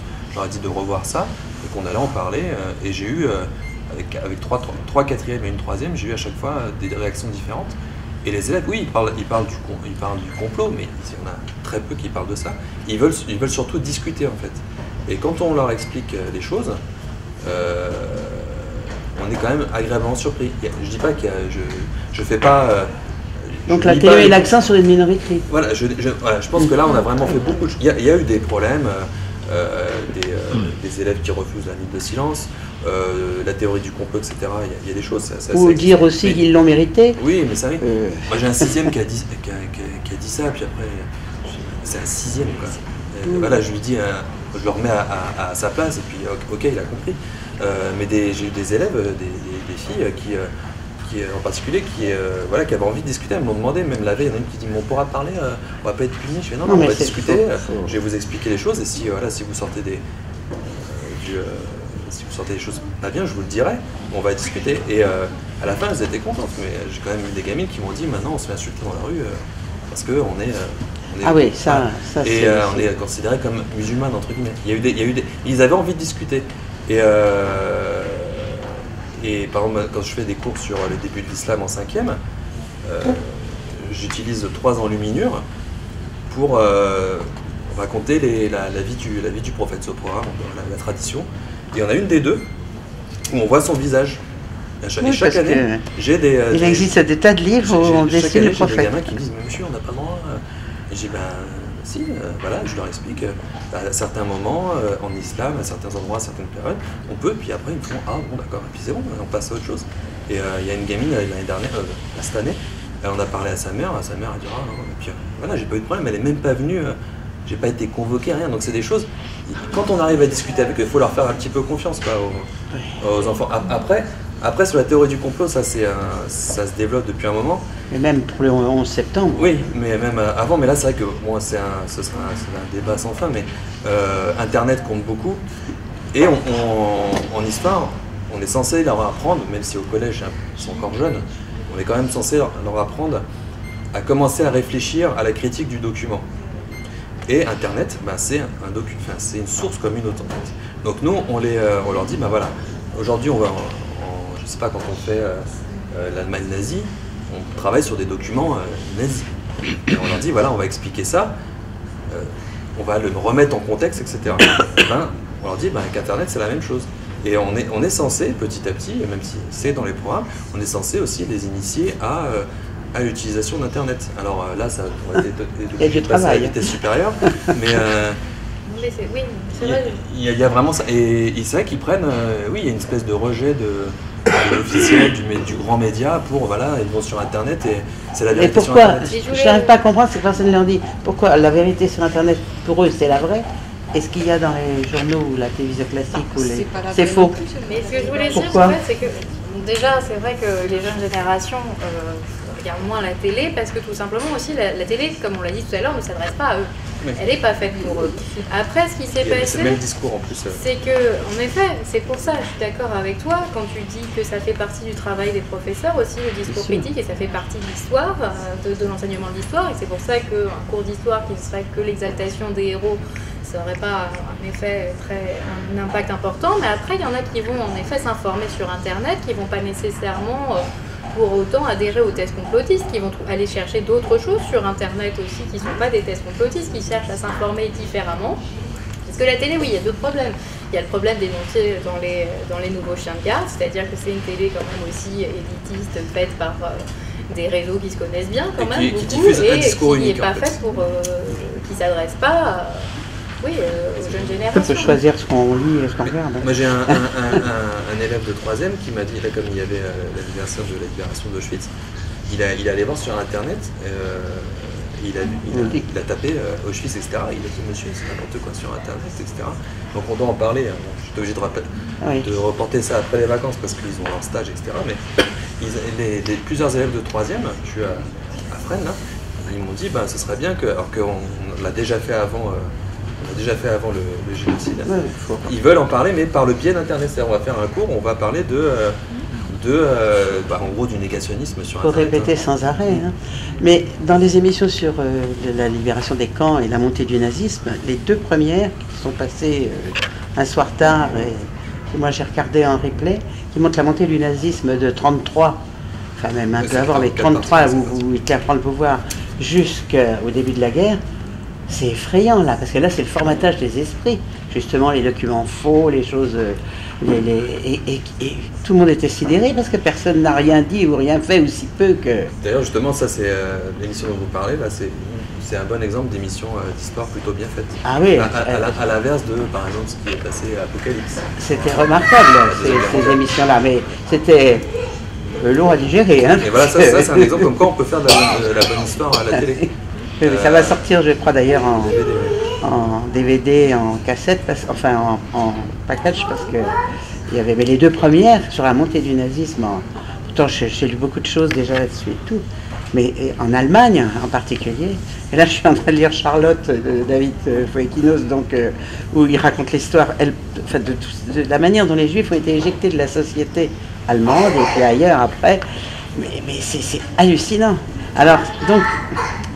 L'histoire se répète des fois, donc il faut être très très vigilant. Mais ça c'est sûr, mais là ça me fait penser justement, je parle d'Apocalypse. Est-ce que certains d'entre vous ont vu Apocalypse, le documentaire celui sur la Première Guerre mondiale était un petit peu moins sujet à caution que celui sur la Seconde Guerre mondiale. Moi j'ai vu ceux de la Première Guerre mondiale, ceux de la Deuxième Guerre mondiale. Parce que ça, alors, je ne pourrais pas entrer dans les détails, mais vous avez des articles facilement trouvables sur Internet qui ont été faits pour critiquer dans le détail ces émissions. Ça, c'est des émissions même qui sont diffusées par des enseignants qui posent question quand même sur le rapport aux sources, justement. Parce que ça transforme la Deuxième Guerre mondiale, ou la montée au pouvoir d'Hitler, ce qui est Apocalypse Hitler, comment ça s'appelle, où on transforme justement, déjà on retravaille les sources puisqu'on les colorise, ça peut poser problème en tant que tel, et après on transforme ça aussi en une espèce de, pas d'épopée, mais d'histoire. Il n'y a plus le recul critique qu'on doit avoir dans un documentaire d'histoire. Et c'est un documentaire d'histoire qui a énormément marché à la télévision. Parce qu'aujourd'hui, il y a des endroits sur la Terre, puisque maintenant tout est mondialisé, où il y a des dictateurs épouvantables, qui font des choses qui sont à peu près égales à ce que faisait le nazisme.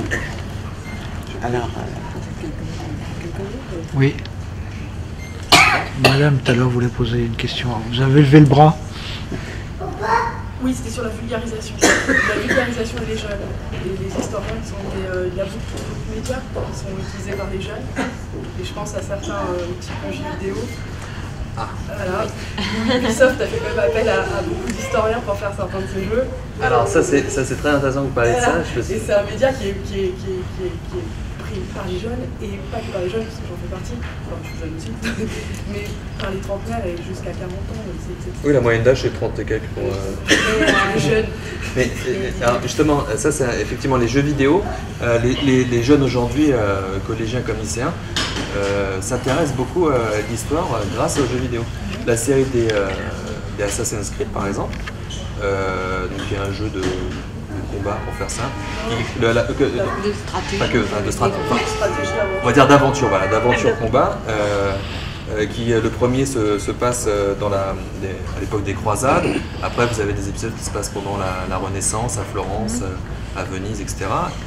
Et le dernier donc à Paris pendant la Révolution française. C'est intéressant, moi j'ai utilisé par exemple pour la reconstitution de Florence avec des cinquièmes, mais avec un regard critique, en montrant, voilà. Mais Jean-Clément Martin avait l'air plus content de son travail avec Ubisoft que quand il passe chez Franck Ferrand.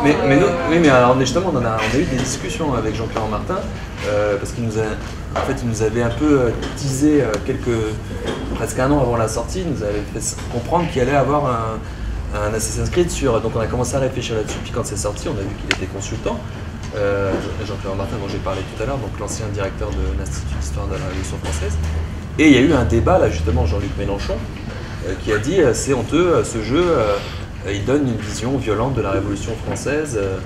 Alors qu'en fait, Jean-Luc Mélenchon se basait sur une bande-annonce. Il n'avait pas joué. Oui, une bande-annonce en fait qui était réalisée par un réalisateur de films d'horreur qui en fait ne montrait aucune image du jeu. Bon. Et qui se basait tout effectivement sur la violence. Donc il y a eu une polémique là-dessus, et donc Jean-Clément Martin et l'autre historien qui ont réagi. Et voilà, ils ont dit, bah non, c'est un jeu vidéo, effectivement il y a des défauts, sur la reconstruction de Paris, mais voilà, on les explique de toute raison. Eux, ils ont été consultés sur plus des détails que sur la trame historique, donc il fallait effectivement prendre pareil un recul critique par rapport à ce jeu vidéo, mais qu'en même temps c'était intéressant pour que les joueurs, donc les enfants ou les adolescents, s'intéressent à la Révolution aussi. Donc, ce qui est intéressant en plus dans ce média-là, c'est que ce jeu-là précisément est le jeu qui est un des plus vendus au monde, quoi, et qui traite l'histoire, et pour jouer, notamment sur la Renaissance, la stratégie, il y avait des choses très pointues, et je me suis pris la tête, et j'ai vu des gens autour de moi plus jeunes aussi se prendre la tête pendant des heures et des heures sur la Renaissance.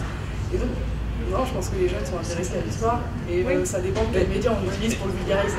Et après c'est la même chose, c'est-à-dire que il faut le regarder, moi j'aurais dit, quand dans Assassin's Creed, quand il parle des Borgia, évidemment c'est la légende noire des Borgia, mais les gamins n'auraient jamais entendu parler des Borgia autrement, et ils s'y sont, et là, oui, quand vous promenez dans les rues qui sont reconstituées, vous allez par exemple dans Assassin's Creed, je crois que c'est le Brotherhood, et vous êtes à Rome en 1500, à chaque fois que vous arrêtez un monument, vous avez une petite histoire du monument. Et à Paris aussi. Et à Paris aussi. Donc c'est quand même une petite porte d'entrée qui peut être intéressante, même si après voilà, c'est quand même une histoire, c'est une fiction. C'est vrai que qui utilise des vrais personnages. Je suis pas certaine que les jeunes générations ne s'intéressent pas à l'histoire. Peut-être un rapport plus difficile pour certains à l'histoire par le livre, mais je pense que dans la mesure où c'est difficile pour les jeunes générations de trouver une place dans cette société, il y a une tendance à vouloir idéaliser le passé. Plus qu'avant, on va trouver des gens qui vont vouloir faire de la reconstitution, qui même vivent dans des intérieurs qui sont... vous voyez partout des reconstitutions de villages de Moyen-Âge, de médiéval, monuments, de fêtes médiévales, de batailles. Magnifique. Et des choses... Il y a des groupes de personnes en plus qui se réunissent pour vivre. Et la Moyen-Âge est assez jeune. voilà, c'est qu'il y a quand même un intérêt. Pour une autre histoire, justement, encore Nicolas Offenstadt en parle dans son dernier ouvrage, l'histoire Combat au présent, il dit qu'une histoire, j'ai oublié le terme exact, mais en gros une histoire de terrain, enfin, qui va vraiment sur le terrain, peut être intéressante aussi. Parce que l'héroïque fantasy marche très bien. Oui. Et ça reprend Vous avez des, je ne sais pas si vous connaissez la série Game of Thrones, je connais des adolescents qui se sont intéressés à l'histoire médiévale grâce à cette série et qui ont par exemple découvert les rois maudits parce qu'ils ont entendu une interview de George Martin, celui qui a écrit les livres, qui disait qu'il s'était inspiré des rois maudits et donc ils ont dit bah, c'est quoi les rois maudits, ce sont les rois maudits. Donc où ils sont intéressés à la guerre des deux roses parce que voilà, ça s'inspire de ça aussi. Donc oui, c'est d'autres biais que les livres ou que même l'école, les séries télé, les jeux vidéo.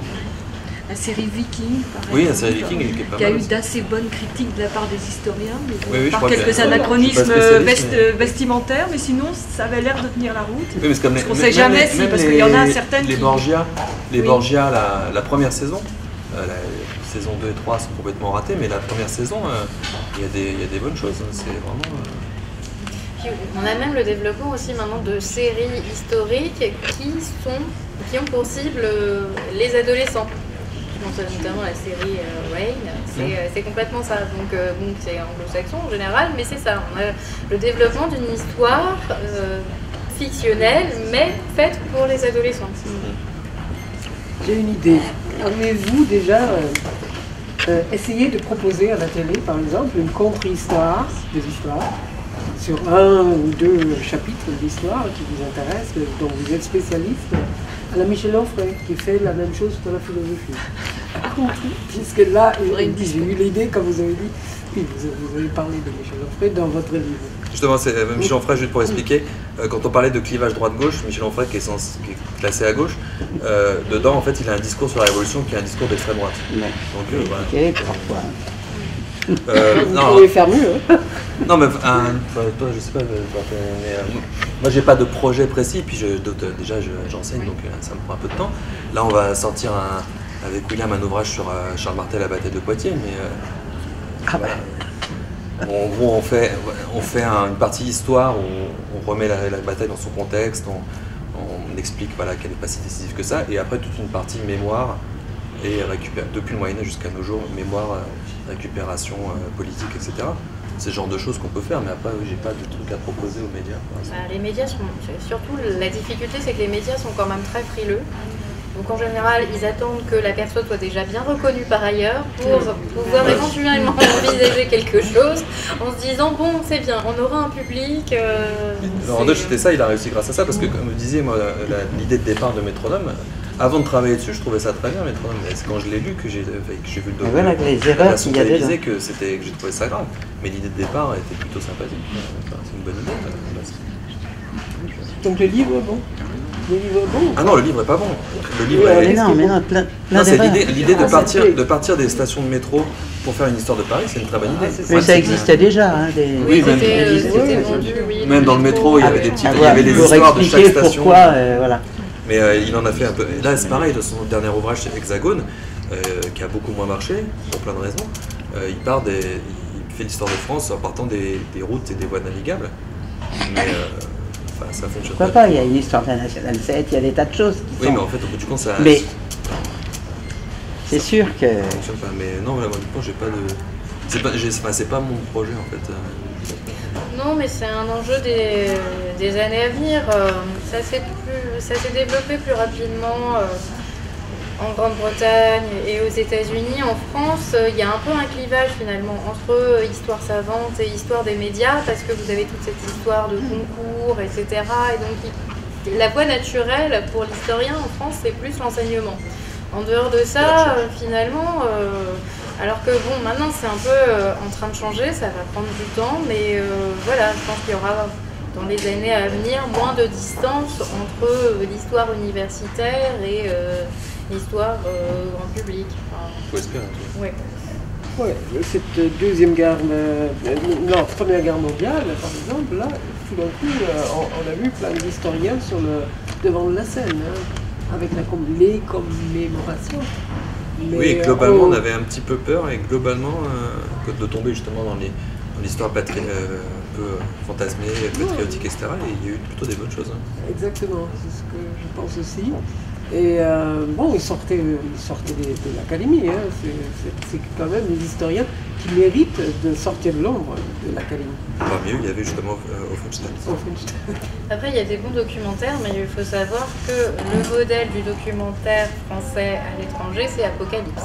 Parce que c'est celui qui a marché, c'est celui qu'on peut plus facilement exporter parce qu'il suffit de changer la voix off, et donc le modèle du documentaire. Et la France a commencé à exister sur le terrain du documentaire international avec Apocalypse. Donc c'est vrai qu'il y a un peu un paradoxe aussi. Ouais, ça faut pas être si sévère, c'est mieux que rien, non? Je sais pas, on peut se poser la question. Quand même. On a vu qu'avec celui sur la montée du nazisme et les juifs dont vous avez parlé tout à l'heure. Oui, oui, ça c'est... C'est récent, hein, ça vient de passer. C'est passé la semaine dernière, même cette semaine. Mais les gens me disent à qui j'en parle, parce que moi j'ai regardé ça avec vraiment grand intérêt, même si ça m'a assommé quand même, hein, me disent oh mais on en a marre, les camps de concentration, les machins, la montée du nazisme, c'est trop. C'est vrai que ça dure des heures et des heures, parce que c'est pas dosé non plus, la manière dont la télé nous passe tout ça. Mais bon, mais c'est vrai que c'est remarquable. Bon, pas de questions dans le public, c'est toujours les mêmes qui parlent. C'est aussi un débat citoyen, hein, finalement, l'histoire, c'est pour le présent, l'histoire. Ma professeure d'histoire est rentrée comme ça en classe, elle dit pourquoi on apprend l'histoire? Ah, et bon, tout le monde a séché, et c'est elle qui a donné la réponse, pour comprendre le présent. Moi j'ai retenu la leçon, hein. Je trouve que c'est très important pour le présent. Donc à relier, pas seulement les détails de l'histoire. Pas seulement, c'est aussi pour avoir des racines. Il y a plein de choses dans l'idée d'apprendre l'histoire. Oui, justement, moi, je suis pas forcément d'accord, ce serait trop long à expliquer, mais l'histoire il faut apprendre l'histoire de France aux élèves pour qu'ils aient des racines. Le terme de racine en histoire, je trouve ça, je trouve ça pas forcément très cohérent quand on parle des racines chrétiennes de la France. Évidemment que le christianisme. J'ai pas dit, je l'ai pas prononcé le mot chrétienne. Un exemple, parce que évidemment, on ne peut pas dire que le christianisme n'a pas d'importance dans l'histoire de France. On ne peut pas faire qu'on ne soit pas une civilisation judéo-chrétienne. Oui, mais ce qui est intéressant, c'est de montrer que pas que la France a toujours existé, mais de montrer cette construction petit à petit. Et, oui, mais par rapport aux autres pays, qui ont souvent un nationalisme beaucoup plus exacerbé que nous, on était presque un des seuls, plein de pays où vraiment le drapeau et tout, chez nous c'était toujours un peu tourné à la dérision. Oui, mais ça ne veut pas dire que ça se transcrit dans les programmes d'histoire, par exemple. Non, pas du tout même. Ça vient plus avec le sport maintenant, tous ces trucs-là. Alors, bon, mais en France, on avait un peu tourné ça à la dérision quand même. Beaucoup. D'être attaché à sa patrie et tout comme les Américains. Ça. On ne faisait pas ça chez nous. Oui, bah, c'est vrai que les programmes, ce que tu dis, les programmes d'histoire aux États-Unis, là-dessus, les États-Unis, ils sont à la main sur le cœur. Hein, bah, oui, mais enfin, ils sont très patriotes, mais l'histoire enseignée là-bas, déjà, ça dépend des États, ça dépend de. C'est très. Oui, il n'y a pas une histoire. Justement, ils n'apprennent pas une histoire patriotique. C'est tout. Vous parliez justement de la Grande-Bretagne, vous disiez oui, on est en retard par rapport à la Grande-Bretagne. Quelle est la différence en matière de vulgarisation historique ou de diffusion de l'histoire via les médias, je sais pas. Vous avez plus de personnes qui ont fait des études d'histoire qui sont présentes dans les médias parce que c'est un débouché plus naturel maintenant, d'autant plus qu'il y a de moins en moins de postes à l'université. Et ça, c'est partout. Oui, donc vous avez quelqu'un, par exemple, comme Lucy Worsley, qui marche très bien en Angleterre, qui est conservatrice de plusieurs musées, qui est historienne, qui fait des choses aussi. La reconstitution est beaucoup plus acceptée en Grande-Bretagne, donc elle n'hésite pas, par exemple, à aller enfiler des costumes, elle met un peu la main à la pâte. Ça, on a vu ça se développer un peu en France dans une émission qui a été diffusée sur M6 avec, par la société de production de Mac Lesguy, je ne sais plus comment elle s'appelle, mais où on voit que finalement on arrive apporter des choses différentes en France en partant de la vulgarisation des sciences dures, hein, puisque Mackenzie au départ c'était ça. Alors c'est pas parfait, mais on va vers quelque chose. Alors, on avait une historienne qui était là, mais elle par exemple elle prenait pas part, contrairement à Lucy Worsley, elle était là pour faire le commentaire historique, mais elle n'était pas vraiment... Et puis elle était spécialiste des séries télévisées, en fait elle n'était pas vraiment historienne, quoi. Donc il y a toujours cette différence, alors qu'en Grande-Bretagne, oui, on va avoir des historiens qui vont être présents dans les médias, qui vont avoir leurs propres émissions, et moins des journalistes quand même s'il y en a aussi. C'est plutôt l'historien qui va se transformer en journaliste. Après, le problème que vous avez quand même dans les médias aussi, c'est que il faut bien passer. C'est-à-dire que voilà, on va avoir tendance à privilégier des gens qui sont beaux. Il y avait une historienne spécialiste, je crois, de l'histoire antique, qui avait une émission qui marchait très bien, qui enseignait, il me semble, à Cambridge. Et il y avait un débat parce qu'un journaliste avait dit qu'elle était trop moche pour faire une émission de télévision. Elle ne se teignait pas les cheveux, etc. Et ça avait été un débat important en Grande-Bretagne. Donc les historiens sont plus là. Mais en même temps, il va y avoir des enjeux qui vont entrer, qui sont des enjeux d'apparence. Oui, c'est par exemple une raison pourquoi Madame Vivianka n'apparaît pas souvent à la télé. Ah bah. Par contre, Diane Ducret apparaît souvent. Je ne sais pas si vous voyez qui c'est, Diane Ducret. Oui. Diane Ducret, je ne sais pas si vous voyez qui c'est, celle qui a écrit Femme de dictateur. Déjà, le thème en lui-même, voilà. Donc elle étudie les femmes de dictateurs. Et puis, elle a sorti d'autres ouvrages entre-temps qui tournent toujours un peu autour de ça. Et déjà, le thème en tant que tel est porteur dans les grands médias. Et en plus, c'est une très belle femme. Donc, elle passe aussi à la télé pour ça. C'est clair. Enfin, même les animateurs le disent quasiment eux-mêmes. Donc voilà, je ne dis pas qu'elle n'est pas compétente, hein, mais il y a aussi de ça. Par rapport à la participation à la fiction, ça me fait penser, pour aussi être un petit peu optimiste sur ce qui passe en France, récemment vous avez je ne sais plus quand il est passé, un documentaire sur Guillaume le Conquérant, oui. Et qui était une sorte de, enfin pas de docu-fiction en tant que tel, mais il y avait des moments fictionnels, et vous aviez un des historiens, alors il ne se déguisait pas, mais il apparaissait dans les scènes de fiction pour faire une sorte de transition, voilà. Et c'était pas... Alors déjà, en tant que tel, le documentaire était bien, était intéressant, était très complet, les reconstitutions étaient bien faites, et il y avait ce petit jeu avec l'historien qui, des fois, apparaissait comme on voit toujours les historiens filmés comme ça, très sérieux, fond noir, et en même temps, des fois, il se retrouvait à côté de l'acteur qui jouait Guillaume le Conquérant. Quand Guillaume le Conquérant meurt, il y a l'historien à côté de lui. Il y a des petites choses comme ça. D'où l'intérêt aussi d'avoir des visions d'auteurs. Là, c'est un documentaire de Frédéric Compin, qui est un très bon réalisateur de documentaires et qui, en effet, va s'intéresser aux historiens. Moi, j'avais travaillé avec lui aussi, va aller les voir et va vraiment vouloir les mettre en valeur. Donc, c'est ça aussi.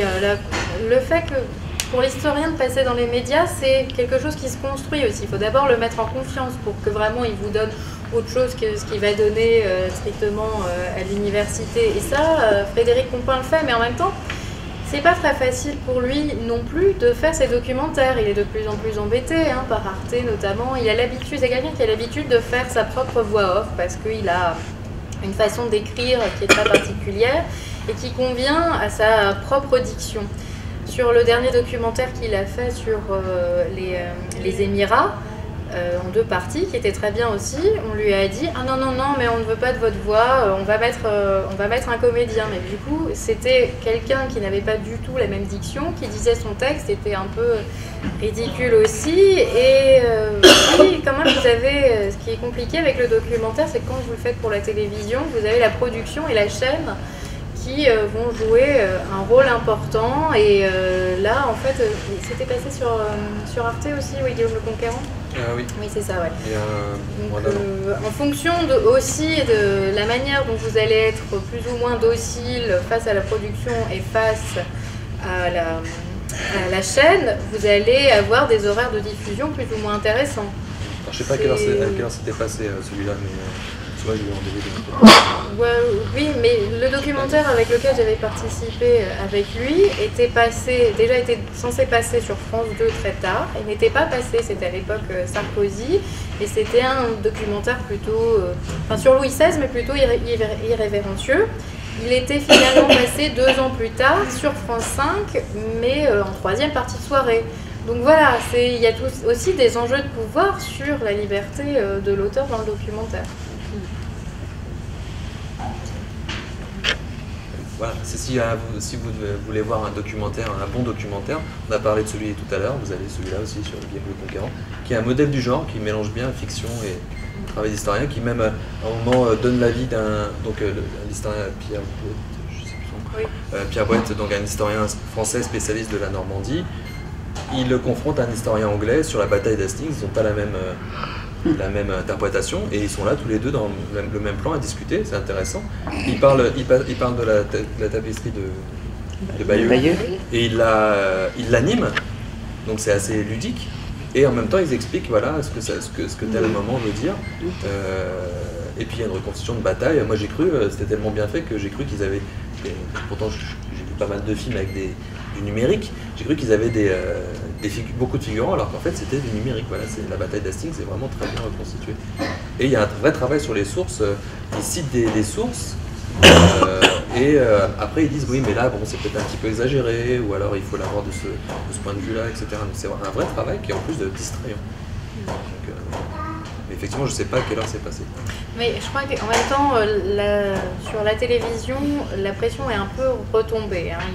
On sent qu'actuellement, il y a moins de pression politique qu'au moment de Sarkozy. Il va y en avoir sur des points plus de détails, mais sur la programmation par rapport à l'histoire, par exemple, aujourd'hui, il y a quand même un certain relâchement, on est plus libre sur la diffusion, mais c'est vrai que les années Sarkozy, c'était... de toute façon, on voit bien quelqu'un comme Bastien Millot, par exemple, hein, qui s'est illustré dans l'affaire Big Malion, etc. C'était quelqu'un qui avait été nommé à France Télévisions, qui était à France Télévisions pendant... Donc, la télévision est très souvent politique, et il y a des périodes où vraiment l'histoire est un enjeu et on va vouloir tout contrôler. Il y a des périodes où on va plus laisser de liberté sur le domaine de l'histoire. C'est plus l'ORTF, mais quand même, il y a toujours des pressions. On a vu la production de films télévisés France 2, France 3, sur des personnages historiques, mais même plutôt du XXe siècle, ou Simone Veil, ou la Résistance, enfin Germaine Tillon, enfin il y a eu plein de choses. On sent qu'il y a quand même une volonté. Je ne sais pas quoi penser de ces fictions-là. Bon, je ne sais pas ce que vous en pensez. Quel regard d'historien vous avez pour sur ça? Par exemple, ça dépend à chaque fois de la fiction, hein, en fait. Ouais. Mais là, dernièrement, il y en a une sur Marie Curie. Alors, je ne suis pas spécialiste de Marie Curie, mais là, par exemple, déjà, c'était un changement. Vous voyez, ça se sentait. Déjà, une fiction, première partie de soirée sur une femme. Ça, c'est quand même très rare. L'autre point, Marie Curie, une immigrée polonaise. Donc, et on montrait une femme qui n'était pas seulement, même si, bon, elle était très dépendante de son Pierre Curie, etc. C'était une femme une fiction qui presque aurait pu passer le fameux test de Bechdel, c'est-à-dire le test qui avait été mis en place, enfin qui avait été décrit par une féministe américaine qui disait qu'il fallait que pour que la fiction passe le test, qu'il y ait au moins 2 femmes qui discutent pendant la fiction de façon récurrente sans que cette conversation soit reliée à un homme. Marie Curie, on n'en était pas encore là. Hein. C'était, ah là là, elle vivait beaucoup dans le souvenir de Pierre Curie, mais presque. Il y avait vraiment, par rapport à la télévision publique, à ce qu'on avait vu jusqu'à présent, il y avait un progrès quand même. Donc il ne faut pas désespérer non plus. On arrive entre eux. Le rythme était un peu lent, on s'ennuyait un peu, mais bon. C'est vrai que le XXe siècle, moi je suis médiéviste de formation, et c'est pour ça que je parle de Guillaume Le Conquérant aussi, même si c'est pas ma spécialité. Mais on parle beaucoup, la télé, l'histoire à la télévision, il y a beaucoup dans les fictions comme ça, sur les personnages, il y a beaucoup de XXe siècle, beaucoup l'histoire de la résistance. Bon, il y a eu un peu la Première Guerre mondiale là, mais c'est logique cette année. Ou alors pour Stéphane Bern et les autres, ce sera l'époque justement des monarchies. Il y a des périodes qui sont un petit peu mises de côté aussi, ça c'est dommage. Il y a un peu l'Antiquité aussi, mais l'Antiquité, le problème c'est que justement, je sais plus c'est Ourlier, celui qui a fait Métro. Oui. Fabrice Ourlier, donc qui a réalisé la version télévisée de Métronome. Il a aussi participé à des docu-fictions sur la bataille d'Actium ou sur la guerre civile à Rome avec César et compagnie. C'est pareil, là, la qualité était laissée un peu désirer parce qu'il fallait être dans l'histoire épopée, on revenait toujours à la même chose en fait. ça c'est un petit peu dommage. C'est souvent le XXe siècle parce que c'est vrai que la télévision aime bien les images qui bougent. Voilà, et en couleur. Il faut des vidéos, c'est mieux. Ou alors quand ça bouge pas, il faut au moins que ce soit en couleur. Oui. Et quand c'est pas en couleur, on colorise. On colorise. Bon, mais s'il n'y a pas d'autres questions, interventions, commentaires, on vous souhaite passer une bonne soirée et regarder les émissions télévisées avec un œil peut-être plus critique grâce à nos deux historiens et qu'ils ont bien élucidé. Et bon, on regrette que ce n'est pas plus souvent que ça soit passé dans la population, parce que c'est aussi une question citoyenne de regarder la télé avec distance critique et de lire aussi, pareil. Métronome, par exemple. Moi, j'étais sidérée, un très bon ami, très cultivé et tout, qui me dit « Ah, mais on m'a offert Métronome. Ah, je trouve ça très marrant, je trouve ça... » Pas de distance critique du tout, hein. Donc c'est très dangereux. Hein. On ne peut même pas reprocher aux gens, hein, parce qu'ils tombent dans le panneau, quoi, s'ils n'ont pas assez de culture. Donc voilà, je crois que je vous félicite, vous ainsi que William Blanc, d'avoir fait ce travail de contre-histoire tout de même, hein, et de le populariser, dans votre mesure. Hein. Parce qu'en même temps, vous barrez un peu la route des médias, je suppose. Hein. J'espère que non. Et en même temps, les médias sont très versatiles aussi. Hein. Vous savez, c'est surtout une question de marché. Donc le marché évolue sans cesse. Donc les médias sont assez peu rancuniers. Oui, mais ce qui est dommage après, c'est qu'ils vont chercher la polémique. C'est-à-dire que c'est vrai que quand on a parlé de l'ouvrage dans les médias, c'était voilà, la polémique, Laurent Deutsch. Donc c'est dommage de ne pas rentrer dans le fond et dans vraiment le... On devait répondre qu'à des questions polémiques. Donc ça, c'est pour ça que Aurore disait on a envie un peu de sortir de Laurent Deutsch. C'était ça aussi, parce que c'était enfermé dans le côté purement polémique, alors que c'était pas le but. Quoi. Je vous rappelle aussi, il n'y a pas non seulement le livre à lire dans les bibliothèques ou ailleurs, mais aussi leur blog, Historien de Garde. Historiendegarde.fr, voilà, vous trouverez des petits trucs en plus, dont sur Max Gallo. Et aussi sur justement la bataille de Poitiers, Laurent Deutsch. Max Gallo, c'est un bon point parce qu'effectivement, évoquer, ça sème la confusion. Il passe pour un homme de gauche, n'est-ce pas on veut dire plus maintenant, mais avant, hein, voilà. Donc ça peut semer la confusion. Et là aussi, je connais des gens qui l'adorent, etc. Et adorent ses livres. C'est la vulgarisation qu'il en fait de l'histoire. C'est s'attaque à n'importe quelle époque. C'est dangereux et à double tranchant. Il n'est pas gêné du tout par passer d'une époque à l'autre. Sur n'importe quoi. Sur n'importe quoi. Et n'importe quoi. Ouais. Bon, écoutez, on les applaudit quand même.